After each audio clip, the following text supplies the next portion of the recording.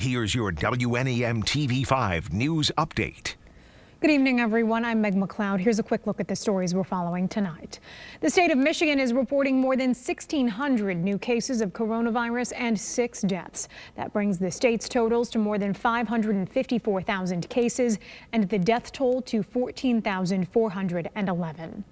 Michigan Republicans have unveiled a new COVID-19 recovery plan, and part of it includes the state handing over the decision-making for in-person learning and sports to local health departments. The Republicans' plan is about $3.5 billion in federal and state funds, in contrast to Governor Whitmer's proposed $5.6 billion plan.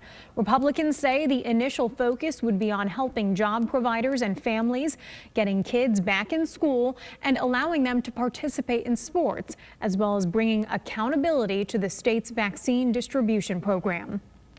One of the several suspects charged in the alleged kidnapping plot of Governor Gretchen Whitmer has agreed to plead guilty.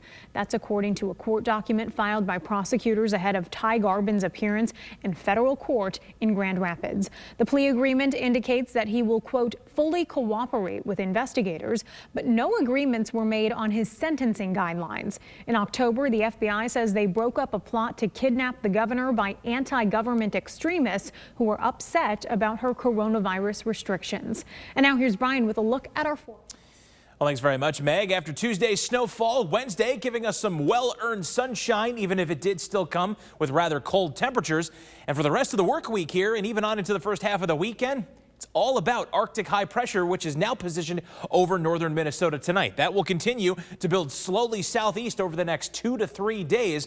And while we remain on the eastern side of the system, we'll continue to see these north to northwesterly winds funnel in across the state. And even though they're not terribly light, we're also contending with the Great Lakes that are largely still open water at this time of year. So even a little bit of wind is easily able to stir up lake effect clouds. And even late this afternoon, for folks closer to US 127 anyway, that did manage to stir up a new round of light lake effect snow showers. Now, with the winds dying down overnight, skies are going to clear again and temperatures are going to plummet, but it'll at least give us a temporary break once again from the sporadic snow showers. So on the hour-by-hour forecast, heading from 8 o'clock to midnight, any leftover flakes will quickly come to an end. Skies clearing again in many locations, so you combine the lack of natural insulation from the clouds with lighter winds and the fresh snowfall on the ground, and you've got basically ideal cooling conditions across the area. So temps will plummet into tomorrow morning, but our Thursday really poised to play out almost exactly like how Wednesday did, where we start off with mostly sunny skies in many areas during the morning hours,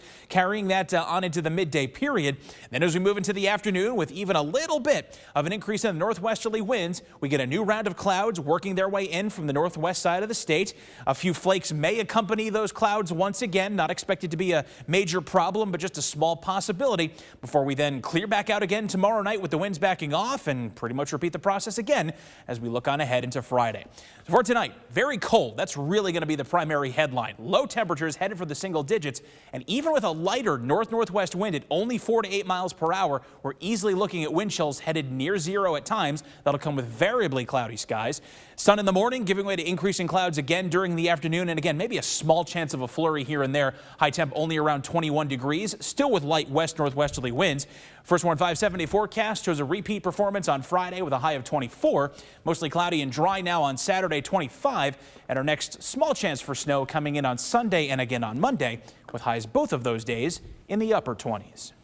Remember to tune into WNEM TV5 on air and online 24/7 for the latest news, weather, and information.